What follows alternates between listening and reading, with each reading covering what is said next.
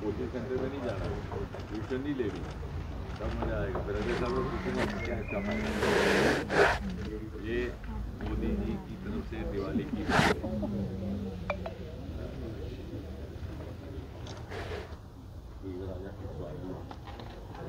क्या नाम बेटा? नेहा। तुम्हें भी डॉक्टर बनना है? बस ठीक है, आप कोचिंग सेंटर में नहीं जाना है।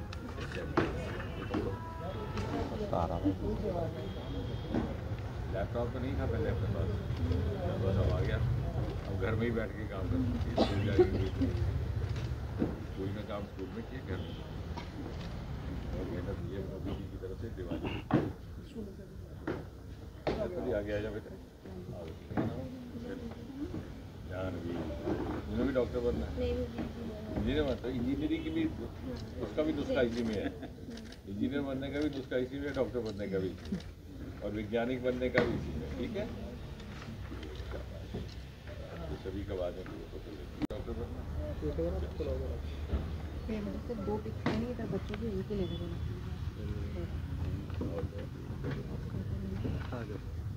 थोड़ा सा मैं आगे बढ़ जाऊँ। इसमें से खींच लो ना आगे आगे।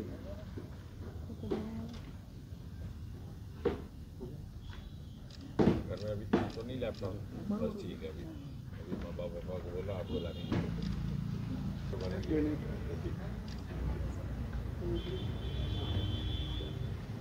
वहाँ पे, लेकिन वहीं पे फिर डॉक्टरी करनी है, बाहर नहीं जाना। दिवाली भी थी ना, मैंने कहा हमारी तरफ से आपको दिवाली गिफ्ट भी हो जाएगा। जो पटाखे और आतिशबाजी वो खत्म हो जाती है, और आगे चल के उसका कोई इतना फायदा नहीं रहता लॉकडाउन। तो यही अच्छे स्टूडेंट के लिए यही दिवाली का सही तोहफा होता है। ये सारे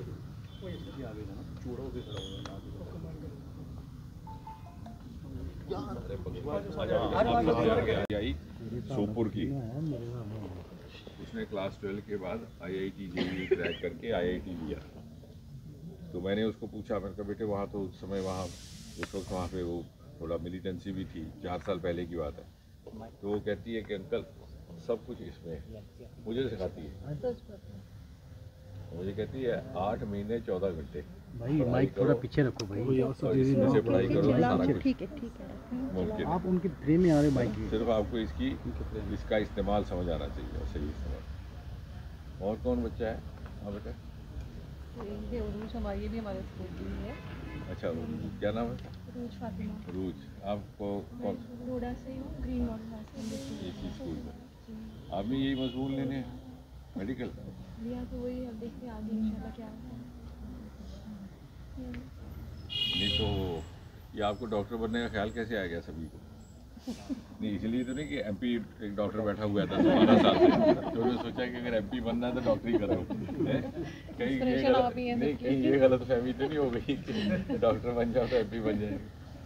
लेकिन आपको मालूम है डोडा से बेहतरीन डॉक्टर डोडा से रहे। हाँ, नहीं पहले भी पिछले 60-70 साल से बटोत में, रामबन में जितने भी अर्सवाई डोडा डिस्ट्रिक्ट थे, बेहतरीन डॉक्टर यहाँ पर भी डोडा से आते थे। ग्रैंडफादर, फादर, मदर, है ना?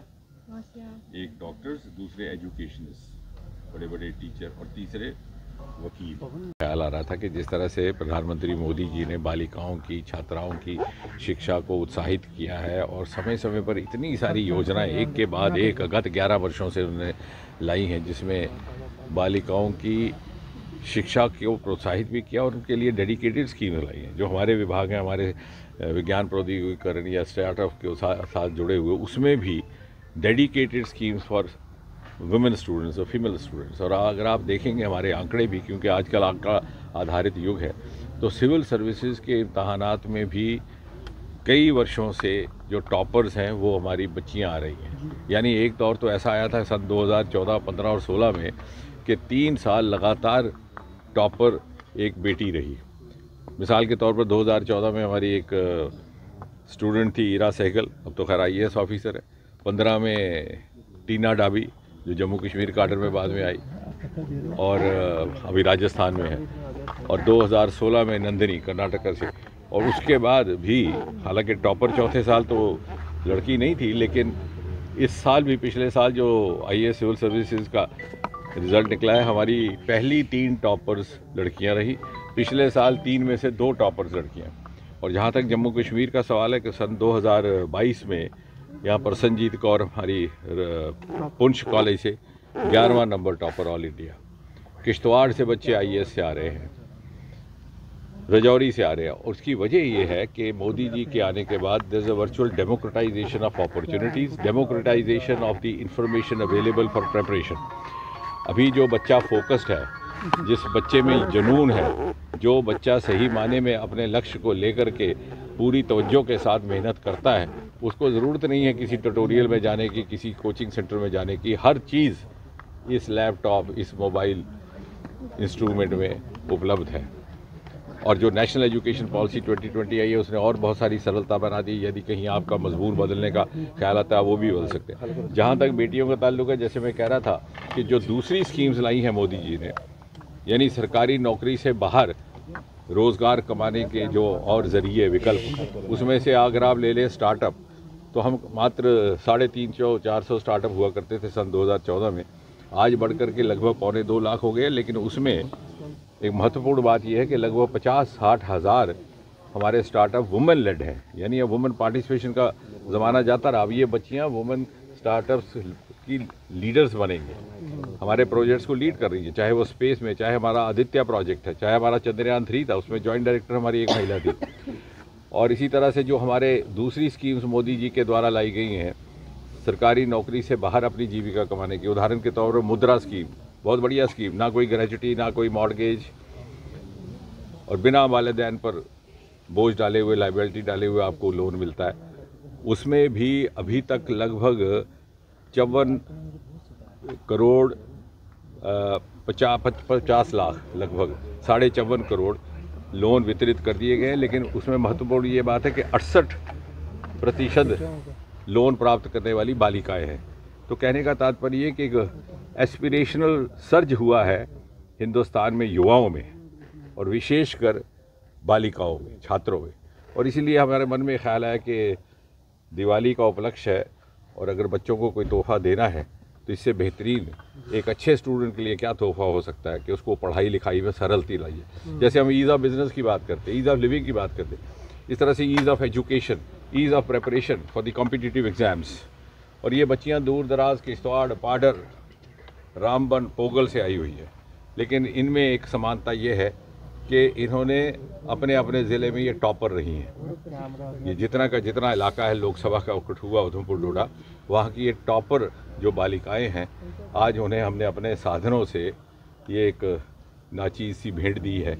और मुझे यकीन है कि आने वाले वक्त में ये इसका सही उपयोग करते हुए जो भी इन्होंने अपने जीवन में लक्ष्य रखा है, अधिकतर ये कह रही हैं कि मैं डॉक्टर बनना चाहती हूँ। तो मैंने कहा भाई कि ऐसा तो नहीं हो, 11-12 साल से आपने एक डॉक्टर को देखा है तो आपको लगा कि डॉक्टर बनने से MP का रास्ता हमवार हो जाएगा।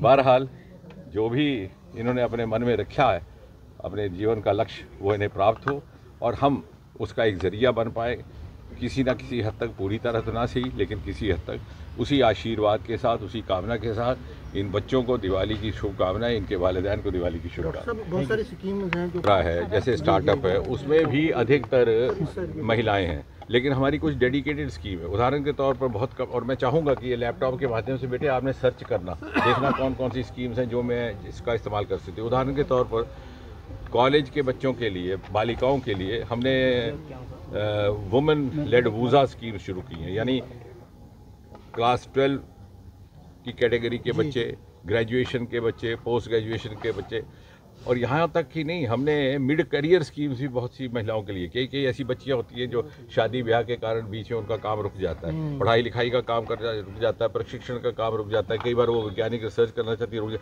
लेकिन वो समाज का उनका फ़ायदा रहे, वो ज़ाया ना जाए उनका टैलेंट, वो बीच में अपने वापस अगर लौट कर आए तो उसके लिए भी हम सहयोग करते। ये सारी की सारी स्कीम्स जो वुमेन डेडिकेटेड है, वुमेन सेंट्रिक, उनकी जो विशेष संवेदनाएँ हैं उनको मद्देनज़र रखते हुए, और ईज़ ऑफ सर्विस भी दिया हमने। यही सरकार थी जिसने मैटरनिटी लीव को 6 महीने कर दिया, यही सरकार थी जिसने बाकी सुविधाएं महिलाओं के लिए, कर्मचारियों के लिए भी उपलब्ध कराई और उसके बाहर भी करवाई। और इसलिए मैं चाहूँगा कि इसका भरपूर ये फ़ायदा ले और हम इनकी कामयाबी का एक छोटा सा जरिया, छोटा सा साधन बन पाए। सर, 2-3 सवाल लेंगे।